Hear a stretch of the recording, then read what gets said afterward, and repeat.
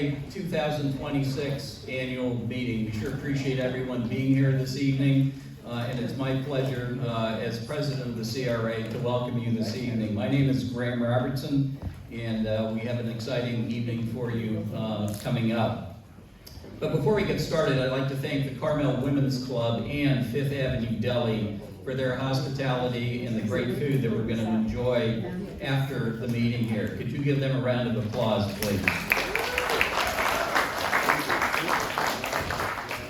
Established in 1987, the Carmel Residents Association is a civic, service, social, and, when necessary, a political organization whose members are determined to keep Carmel-by-the-Sea a great place in which to live, play, work, and/or visit.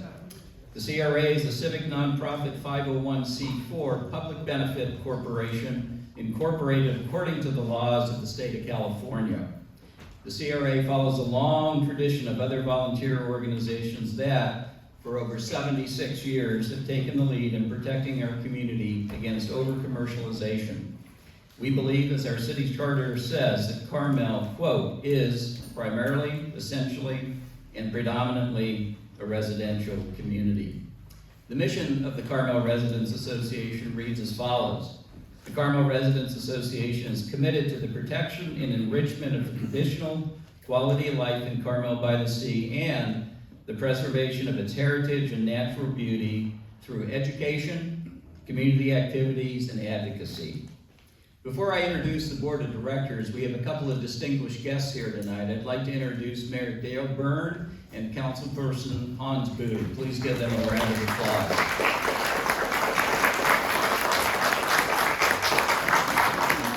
We also have retired Mayor Dave Potter here as well. Dave, thank you for all your service to us. You've got a very hard-working board of directors as well, and I'd like them all to stand as I read their name, and please hold your applause till after they've all stood up. Ken White, Tim Toomey, Nancy Toomey, Sherry Williams, Mike Brown, Sarah Harnish, Janine Chickaro, Casey Myers is not here this evening, Sigale Lomas, Bobby Richards, Ross Kaplan, Lance Wills, Rob Lechner, and Fred Bologna. Please give them a round of applause for all their service. We also have two retired board members here tonight that we'd like to acknowledge, and as I look at Mary Condry's eyes and Frankie Laney's eyes, we thank you for all your service over all these years.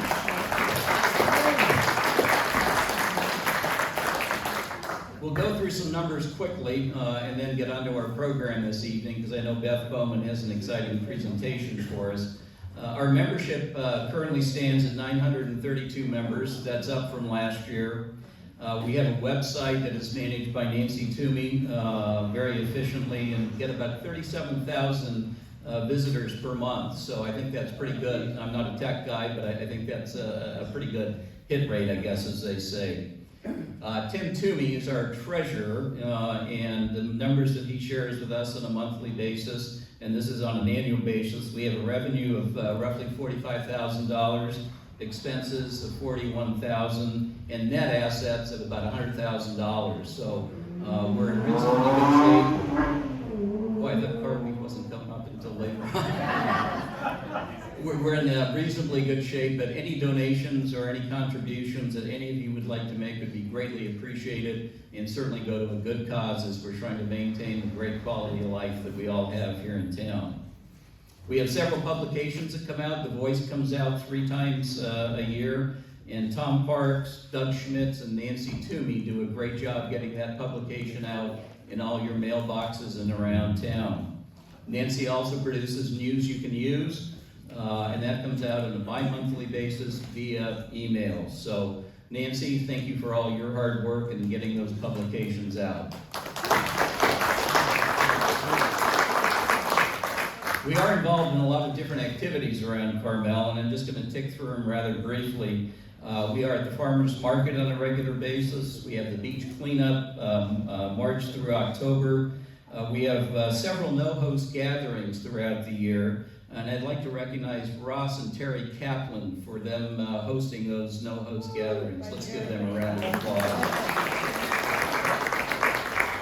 Our Sunshine Committee is headed by Sherry Williams. Sherry, thank you for all your hard work and keeping tabs on everyone, so that's terrific. And then Nancy and Tim Toomey do a great job on the AHA group, which is the Affordable Housing Alternatives group that is working on some creative ideas with the North Lot and Sunset and getting that off the housing element. So Nancy and Tim, thank you for all your hard work there. And we also have ongoing participation in city council commissions, which are all listed on the back of your program. So there's a lot of activities we're involved with around town. Additionally, there's programs that we have coming up, and we ask you to mark your calendar. Nancy will be sending out regular updates on this. We have our Feast in the Forest coming up in September 12th specifically. Rummage sale in August, that's August 1st. There's an evacuation drill that we have as well that the city's putting on 30th of May, and there's some information in the back of the room. We'd encourage you all to participate in that. We have a candidates forum coming up in September, that's September 15th. The city birthday party's in October, and then our holiday gala is coming up December 3rd at Anton and Michelle. So I think many of you were there this last year, and Anton and Michelle did a great job hosting us for that particular event. So we're always looking for people to volunteer. So anyone who would like to volunteer, see Nancy, myself, Tim, any of the other board members, we'd love to have your participation. Our next item is the presentation of the Carmel Residents Association Business of the Year Award. It is my true privilege and honor to have former city councilor of Carmel-by-the-Sea and CRA board member Bobby Richards present this award. Bobby?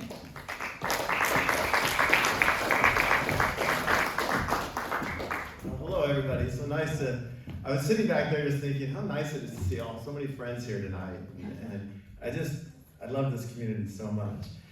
So with that, you'll have to bear with me while I read what I wrote. I tried to get it down as low as I could, but when I wrote it, it was really difficult for me to edit some of these things out.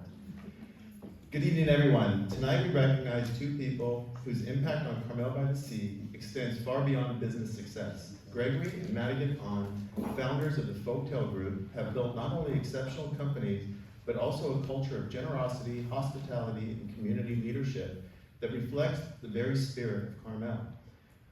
Founded in 2009, the Forktail Group has grown to include Forktail Winery, 7th and Dolores Steakhouse, 8 national winery brands, more than 400 acres of vineyards, a national sales and distribution company, and an expanding craft spirits portfolio. Based here on the Central Coast, their vision has always been both simple and inspiring, to make life more joyful for employees, customers, and the community they serve. Their accomplishments are extraordinary. Forktail was recognized for 4 consecutive years on Inc. magazine's list of 5,000 fastest growing private companies in America. Forktail Winery was named California's Winery of the Year 2016 by the California Travel Association, and 7th and Dolores Steakhouse earned recognition among the top 100 restaurants in America by Wine Enthusiast magazine in 2019. 7th and Dolores has also been recognized by both the James Beard Foundation and the Michelin Guide. But what truly sets Greg and Maddie apart, I call her Maddie, sorry, it's Madigan. What truly sets Greg and Maddie apart is the way they lead with their heart. Their commitment to sustainability includes organically farming their vineyard entirely by hand and using natural methods, including owl boxes and raptor perches to preserve the environment responsibly. Most recently, they expanded those efforts by installing 42 beehives and planting new vegetation, including lavender, mustard, and berry selections, creating a thriving habitat for pollinators, while also producing honey and providing an educational experience for the community. Greg and Maddie are also deeply committed to family and community. Their oldest daughter, Abby, graduated from Humboldt State and is pursuing a career in oceanography. Their son, Augie, recently graduated from UCLA and has begun working within the family business, while their youngest son, James, is completing his degree at NYU. Although they jokingly refer to themselves as empty nesters, their home remains open to friends and neighbors alike. Recently, after hearing about fires affecting friends in Southern California, Greg immediately offered refuge and a place to stay for anyone in need. That instinctive generosity speaks volumes about the kind of people they are. Their service to the community is extensive. Greg serves on the Monterey County Sheriff's Advisory Committee, Visit Carmel, See Monterey, the Monterey County Hospitality Association, the Carmel Central Coast Human Resource Association, and the National Restaurant Association. Together, Greg and Maddie dedicate significant time and energy to Rancho Cielo and support countless nonprofit organizations and local events throughout Monterey County. Anyone who attends charitable events in our community knows there's a very good chance a Forktail bottle will be on the table. Their support of local organizations, fundraisers, and community causes is constant, generous, and heartfelt. It is with great pride that we recognize Greg Madigan Ahn for the example they set through businesses, through community service, through the kindness and hospitality they extend to so many. Their commitment not only to sustainability and philanthropy, but also to educating and inspiring future generations. This reflects a deep investment in the future of our community. Carmel-by-the-Sea is stronger, more vibrant, and more connected because of their contributions. Please join me in congratulating Greg Madigan Ahn, recipients of the Carmel Residents Association Business of the Year.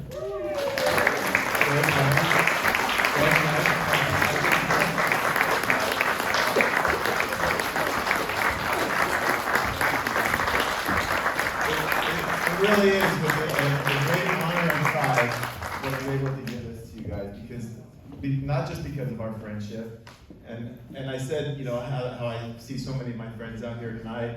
Greg is absolutely one of my best friends, and so it's with great pride that I give him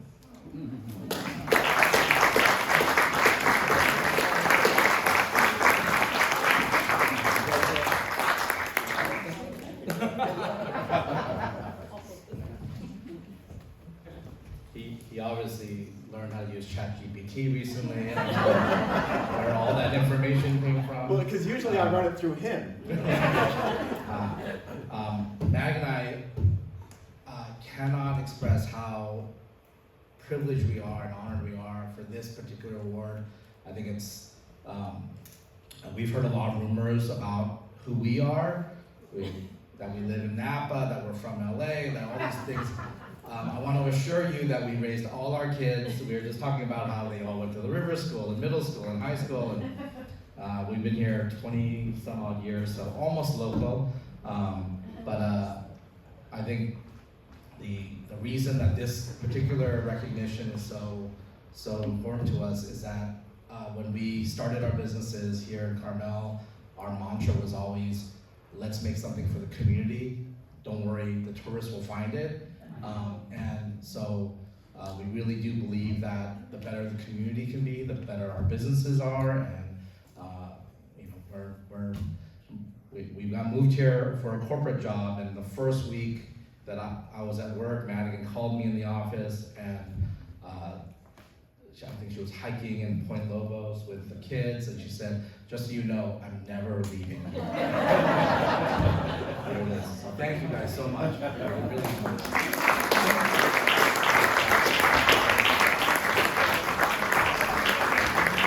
I did bring some the newspapers that Forktail puts out, and so I would encourage you to grab one on your way out. They're on the back table, and you'll see what's happening at Forktail. I don't know if you've ever been out to the winery out there, but there's a lot of fun stuff going on out there.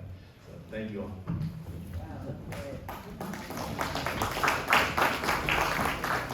We couldn't think of more deserving folks for the Business of the Year. So Greg and Madigan, congratulations again. 7th and Dolores is a wonderful restaurant. Forktail is a great winery.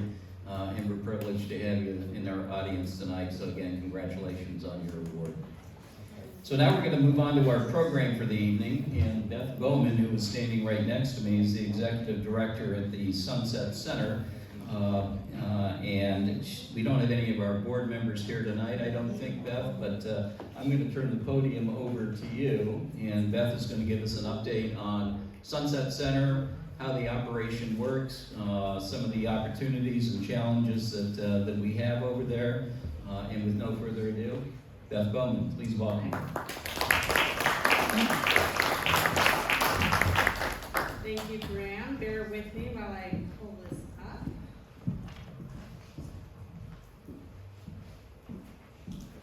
All right. It works. We are set. Okay. Good evening, everybody. As Graham mentioned, I am Beth Bowman, the Executive Director of the Sunset Center. Thank you for having me here tonight. People recognize the Sunset Center from the outside, but tonight I'd like to take you behind the curtain to share who operates this historic facility, how we serve the community, and where we're headed next. Sunset Cultural Center is an independent nonprofit that operates the Sunset Center on behalf of the City of Carmel. We are not actually a city department. We were formed in 2003 after the major theater renovation, and today we oversee everything from venue operations and performances to arts education and community programs. Each year we host more than 150 events, performances, civic gatherings, festivals, private events, all centered around making the arts accessible and meaningful for our community. This building began as Sunset School in 1926, built for Carmel's growing student population. What's now our North Wing originally housed classrooms and today contains our offices, gallery, and meeting spaces. And one fun detail, the original flagpole from this early photo is still standing today. In 1931, the auditorium was added and considered one of the finest school auditoriums in the region. Even then, it was intended to serve both students and the broader community. Carmel was already an arts and culture destination. And in 1935, the Carmel-Bach Festival gave its very first performance here, beginning a relationship that continues today. In 1964,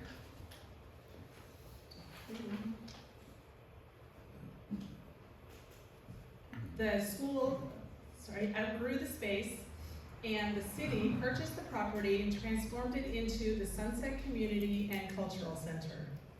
It was a city department operated by the Cultural Commission. After decades of heavy use, the community rallied around the need to renovate the theater. A nonprofit called Sunset for the Arts raised $13 million privately, while the city contributed through a bond measure, together funding a $22 million renovation project. During this time, the Sunset Center earned its distinguished place on the National Register of Historic Places. The renovation was completed in 2003, just in time for the 66th Carmel-Bach Festival. At that point, Sunset Cultural Center, an independent nonprofit, was formed to operate the city-owned facility, and that public-private partnership continues today. The renovation dramatically improved both the audience and performer experience. The stage was expanded to accommodate a full orchestra and large-scale productions, while acoustics throughout the theater were significantly improved. The auditorium's original cement ribs were replaced with acoustical mesh panels that preserved the same architectural shape and character. One of the theater's most unique features is the modernized, motorized orchestra pit. The first 3 rows of seats can actually lower beneath the floor, allowing the space to transform into an orchestra pit, a dance floor, or an extended stage depending on the event.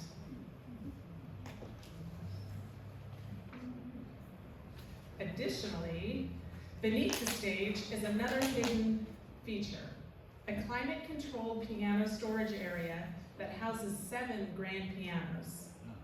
The orchestra lift is also used to move those pianos onto the stage. Now, I'm always happy to offer private tours if this is something you're interested in seeing in person. The city contributes $750,000 annually through an operating lease agreement, while the Sunset Cultural Center raises more than $2.25 million each year through ticket sales, rentals, sponsorships, and philanthropy.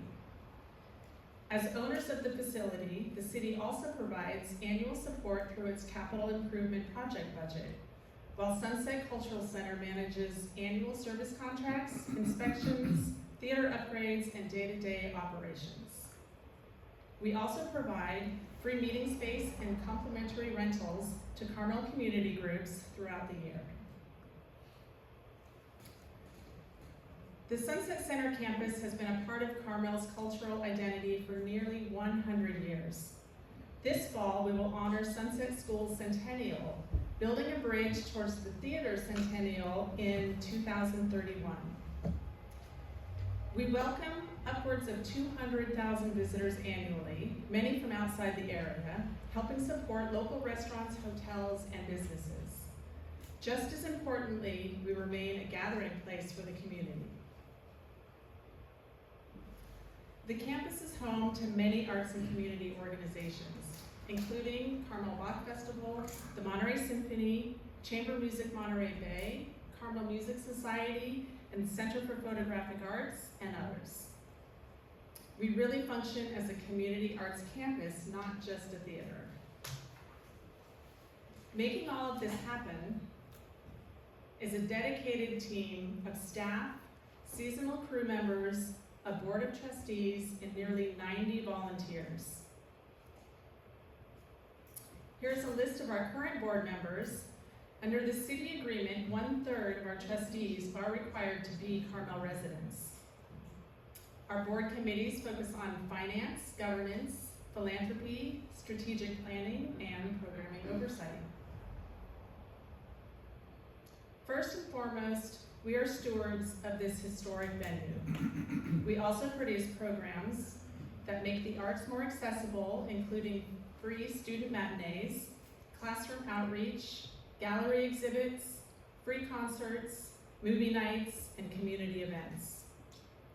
Our Sunset Presents series brings nationally and internationally recognized artists to Carmel while keeping ticket prices accessible.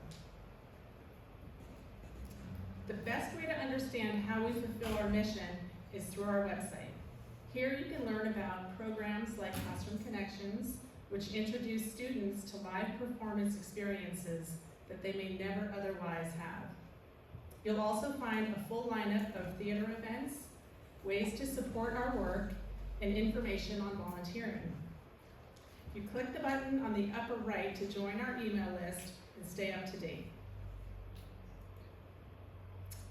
This year, we've hosted 158 events, which puts us in a very healthy utilization range for a venue of our size. There is always a balance between maximizing use and making sure the facility is properly maintained and supported.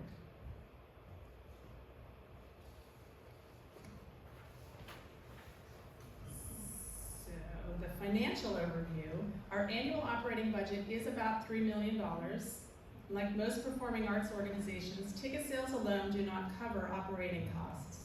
Sustainability depends on a combination of city support, rentals, philanthropy, sponsorship, and earned revenue.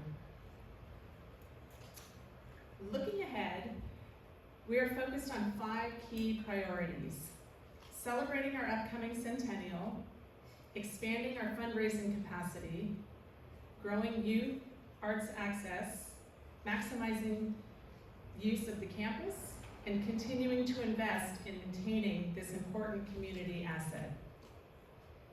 Now, I'm going to switch hats and deliver the presentation usually given by Christine Sandine, our artistic director. She's away this week at her daughter's college graduation, so I will do my best to do justice to this incredible work she does programming the Sunset Presents series. So this is just a quick change of slides and paper.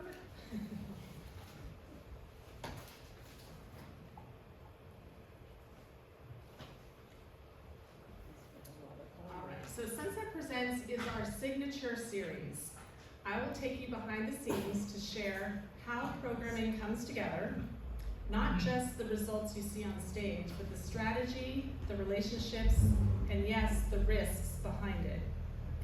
At the heart of all of this is our mission. Sunset Presents exists to enrich our community by bringing up to 25 world-class touring artists each season across a wide range of genres. Programming isn't just the exciting part of what we do, it's the engine that drives everything else. Without strong performances, this building is just a beautiful space. Programming is what brings it to life. And variety really matters. It's not just about taste, it's strategic. It ensures we are serving the whole community, not just one audience. It also has a ripple effect. People come to town for shows, restaurants get busier, hotels fill up, and that's part of what makes Carmel a true cultural destination. And for our funders and donors, programming is how the mission becomes visible in action. This is where we see it all come together. Our track record shows a wide range of world-class artists across genres. From writers like David Sedaris and Fran Lebowitz, to legends like Willie Nelson, to major dance companies like Alvin Ailey and Twyla Tharp. That diversity isn't accidental, it's intentional. It reflects a strategy to reach different audiences, different generations, and different interests. And many of you in the room have been a part of those audiences, which is something we are really proud of. There is no single formula for programming. It's really a mix of art, science, and instinct. We balance well-known artists who sell tickets with emerging voices that bring something new and exciting. And we're always managing risk. Every show has financial exposure. Artist fees, travel, production costs. Some shows make money, some don't, but the mix is what keeps it sustainable. We also plan far in advance, often 1 to 2 years out, so we're making decisions before the market even fully knows what it wants. At the core, great programming comes down to 4 things: knowing your market, knowing your product, building strong relationships, and taking smart risks. To do this well, you have to really know your audience, who they are, what they value, and what brings them out. You also have to know your competition, not just other arts organizations, but everything competing for people's time and attention. Even major regional events like jazz festivals, car shows, or sports tournaments can affect attendance. You have to be aware of the full calendar.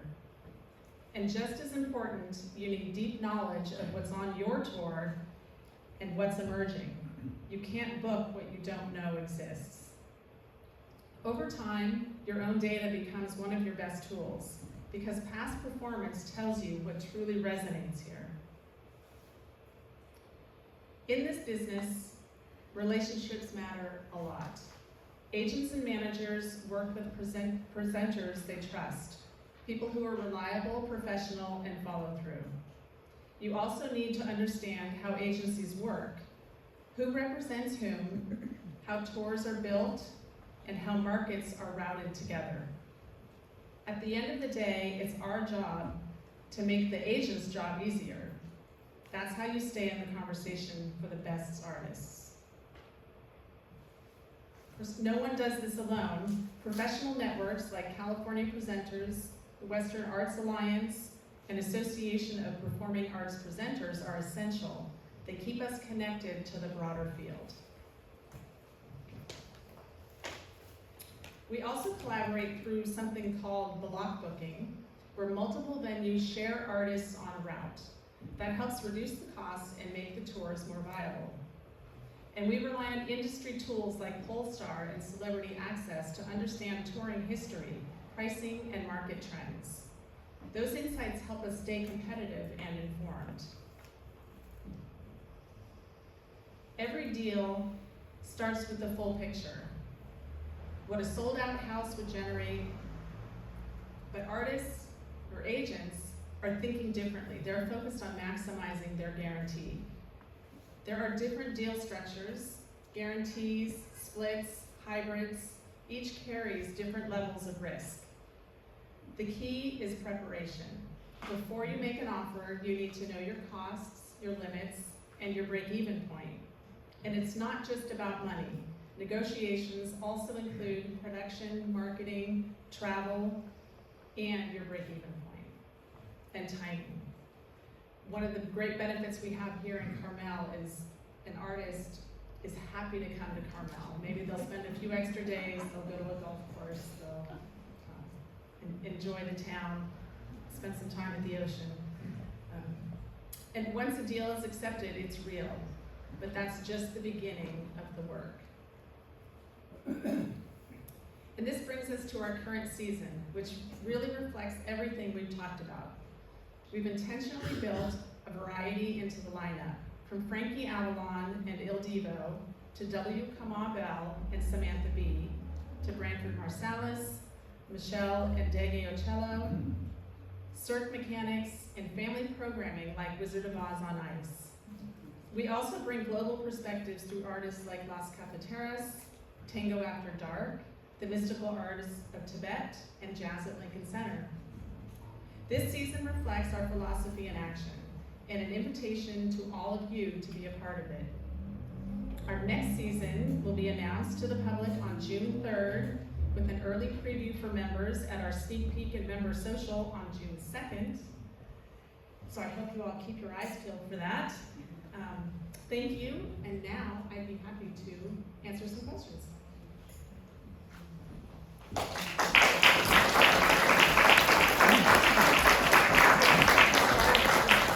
Is there anyone here who has not been to the Sunset Theater? Is there anyone here who went to school at Sunset School? Great. Well, we'll be hoping to collect your stories and experiences over the next couple years as we gather a little more and add to the library's collection. Beth, can you tell us a little bit about what's the most rewarding part of your job? I mean, you're the conductor for, all these different, folks and shows and everything else. Can you talk a little bit about that? It's hard to pinpoint one thing, but I will say today we had an experience. There were about 48 students. I say this high. My kids are all big now, so I can't remember. They were, second grade, I think is what they were. And they weren't coming to the theater to see a matinee. They came to get a behind-the-scenes tour, basically. We had our production manager out there, our events manager, our volunteer coordinator, walk these kids through the experience of being on the stage. They got to move the spotlight around, they got to speak into the microphone, they did some shadow puppetry, and then afterwards they had their lunch out in the courtyard. And it's that experience of sharing what we have here with the community, especially our little ones. And I think it's just gonna spark in us, we're gonna offer this more to people. And as I mentioned, the tours too, like I'm happy to give them, and we have other people on staff who can do that too. And there's some really fun stuff to see in the theater, behind the scenes that you don't get to see when you're sitting in the auditorium. So when we see all those school buses, lined up there, these are the kids that you're talking about that come in and actually get to experience the theater. Absolutely. I think it was just on Monday this week, the Symphony had 2 performances for students. There were probably 1,300 students in the theater from all over, and the buses literally lined the entire block. Students come from, not just our local schools here, but we have schools from Salinas, we've had schools from King City, Prudale, all over, and those are our future audiences. And we also like to show them it's not just, again, what they're seeing on the stage, but there are, people who work backstage. There's crew members who make this all happen. And then you also have a yoga studio on the south block. So the yoga studio, they're one of our tenants on the campus. I think they've been there for a long time, even before they were Yoga Shala, it was the yoga center, right? And again, just kind of a part of that's, it's the community center. There's something for everybody. We have, you know, the Bach Festival offices there, we have the yoga center, the library, the Harrison Memorial Library Book Drop, and is there. The Marjorie Evans. Marjorie Evans Gallery, yeah, we have wonderful exhibits throughout the year of community artists, whether it's a single artist or a group of artists who will come in and show. Right now, the Center for Photographic Arts has a show up, a part of their kind of larger citywide exhibition. And right now, the call for artists is open. So if you are an artist yourself and would like to display in the Marjorie Evans Gallery, I think you have from now until the end of the month to submit your portfolio. There's a pottery studio also. There is, yes. So we have, the pottery studio right now is closed, but we have some code issues that we're gonna be dealing with. So we have that first on our agenda, and then we will be talking to the community about, you know, getting some wider use and access of the pottery studio. There's some great history in that building. Yeah. Bobby? I just wanted to say thank you. As a resident, I really appreciate that you always open up the Babcock room, the Chapman room. You're always opening those up for us. And thank you, because it's a nice place to go to hear us, whether it's a speaker or discuss an issue at the city level. Thank you for opening that. You are welcome. So we hear about artists in the Sunset Presents program having unique and interesting requests. Could you share, without naming an artist, one of the most interesting requests you had from one of your presenters to be prepared for that? Okay, Be I careful, wish, Beth. yeah, Be I know, careful. I have to be, this is like, you know, second hand, because I'm not the one who get this request, but I do know, and the name of the artist is escaping me, but That's okay. it was a young gal, and it was like a dozen hard-boiled eggs. Like, I don't know, but you know, it's what comes in on the artist writer. They submit a sheet, and you know, it's not just here's what we need technically. Here's what we want in the green room. You know, I want sparkling water in a bottle, not in plastic. Or and some are just what it doesn't matter. You know, I'll take whatever. But you are definitely catering to their needs. Tom? I was wondering, are you gonna say anything more about the plans for the parking lots, or is that gonna be talked about later? I probably don't want to touch that Don't tonight. mind. No, for me, and I've been a part of the AHA group who's been working on that, and I'll give you what I know is that an amendment is out with the state. We're waiting for something to come back. There's been work to remove the city lots from the housing element, but at this point, it's a little hard to tell. It's an open issue. Thank you. Are there artists that seek you out and want to perform here as opposed to vice versa? There are definitely, and it's something, we're in what we call a tertiary market. There's, you know, LA and San Francisco, so we will try to pick up, you know, who's kind of coming through there. And oftentimes it's not even a hard ask. It's just like, oh yeah, Carmel, we'll stop. Or we have the artists who, you know, performed here, and then they're like, wow, this is amazing. They're on that stage and they're in a building that's just iconic, and they definitely would come back. Any other questions for Beth? Beth, thank you so much for this. See you all at the Sunset Center.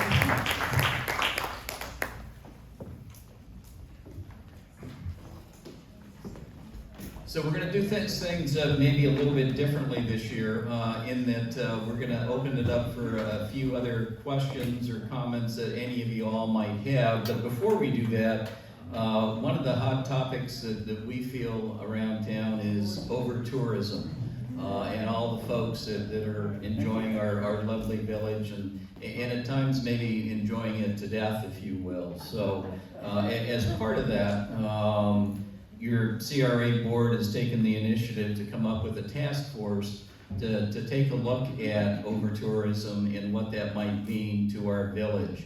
We're working closely with the Carmel Chamber of Commerce and Visit Carmel. Their boards need to approve this task force. This is not something that's come through the city. It's happened organically, if you will. And then C Monterey is going to be very instrumental in some of the analysis that we're going to do as part of this group. So there's going to be more to follow, and Nancy will be communicating that through news you can use and also through the Voice and other media as well. So it's something that we're keenly aware of. I'm sure it's something that you're all aware of as we're all moving around town on these busy weekends, and it's busy here a lot. So please know that we're sensitive to it. We're going to be working on that. But I would open it up for any other questions that anyone might have before we adjourn to some light snacks and wine. So don't all jump at once. So. And if there's none, that's fine as well. We welcome your comments. We'd like your feedback at any time. I'm sorry, sir, your name? Oh, Ken White, yeah. I always appreciate when we pass these out. They're sitting back on the chair, so I'm wondering what I told him to do. This is about the evacuation drill. He's very interested. The city's working really hard to get this thing right, so I'll have these here. Take one home for you first. And I think that's a really important point. I know Rob Lechner and Hans Buder are working on some wildfire matters as well, and that evacuation drill in the very tragic event that something like that does happen is very important for all of us to participate in. So May 30th at 9 o'clock down at City Hall, and then they're meeting at Devendorf Park afterwards I'm sorry, go ahead. 9 o'clock, not at City Hall. Oh, I'm sorry. 9 o'clock at Ocean and Monteverde. Okay, great. Drive in car, you drive, look at an alert on Alert Monterey, if you're signed up for Alert Monterey, if you're not, it's been, we're telling you now, there's also, there's a QR code to sign up for Alert Monterey on that sheet.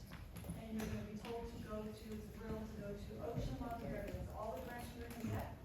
And then if anyone is walking, there'll be a MST transit bus that will pick people up on the corner of Uniborough and Ocean at the plaza where the buses park.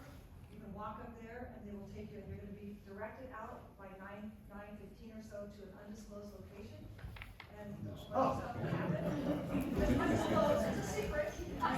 And then there'll be Red Cross centers and stuff there to ask questions, and then you'll come back to Devendorf Park for a safety fair from like 11 to 2. And there'll be all sorts of vendors, they're gonna have a raffle, there's free hot dogs and drinks and stuff like that, so it'll be good. Don't go to City Hall. Thank you for the clarity. We really appreciate that, and we really encourage everyone to participate in this event in the unlikely event that something does happen here in town. It's important that we know what to do. So with no further ado, we thank you all. Oh, ma'am, please. I'm sort of out of it right now, but I'm wondering, is there any committee, any place in the city that's working on the parking issue, particularly on weekends? I can see Dale and Hans, they're leaving the room. So. The parking issue is something, as we all know, that has been going on in town for years. So as part of this task force, I think we're going to be taking a look at that as well with the over-tourism. And again, this is an organic group that's coming together, and I think we have, well, I know we have the three tourism groups, the Chamber, Visit Carmel, and C Monterey, and that's going to be part of the work that we'll do and report back. So we are taking a look at parking management. And Todd will be presenting at the next city council meeting. Andrew? Sort of a similar question, except instead of parking, is there a committee or a group or a task force that anyone knows of that is working on homeowners insurance renewals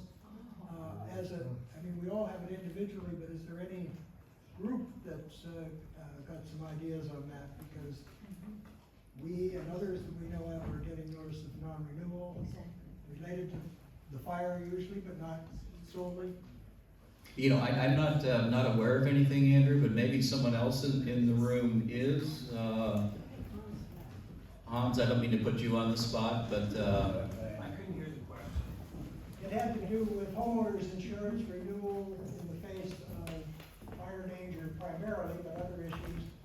And whether there's any community or task force or anything that could give some advice on that apart from us just working on it on an individual basis. Yeah, it's obviously a tough kind of statewide issue. Yes, it's obviously a tough statewide issue. We have a wildfire preparedness committee that, we pushed our fire department to apply for something called, to become a fire risk reduction community.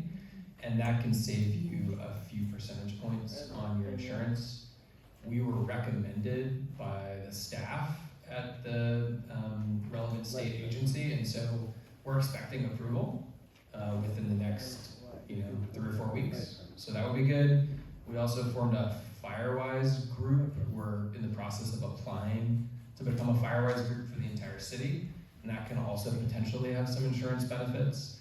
But it's not like we have not yet created any kind of clearinghouse for information on which insurers are the best locally. I think that's an interesting idea. Best or any, yes, okay. Great. If you have any specific issues, we do deal with them on an individual basis, and we have been successful in solving some problems. So don't be afraid to send an email to me, any other council people. So, we're helping. By the way, paid parking in particular, but probably parking management in general, is going to be on one of the June agenda items. So Good. show up. It's going to be very interesting, I can guarantee you. Thanks for clarifying. Any other questions from the audience before we adjourn, sir? I would say, with the insurance issue and people being dropped because of fire reasons, and you can't go to normal insurance agencies because they won't cover you. They'll cover everything else. Is there any way of bringing political pressure on these insurance companies? If they don't write homeowner insurance that has fire, they won't be entitled to write policies in California. How do you bring pressure on legislators that way?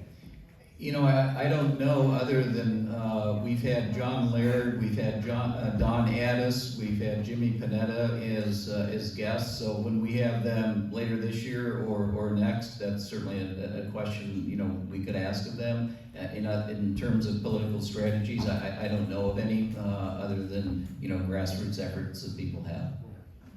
Dale?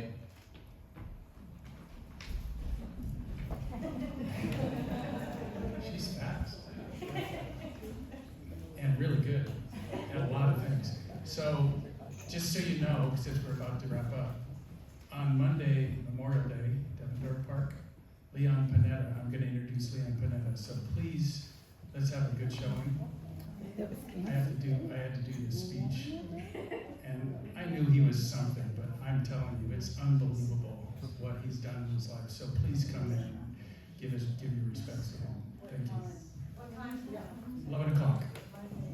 Well, we thank everyone for their time this evening. It's great to see everyone, and please enjoy the wine and the food and to your left. Thank you very much.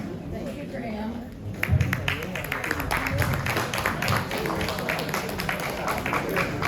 Thank you. I think Jimmy was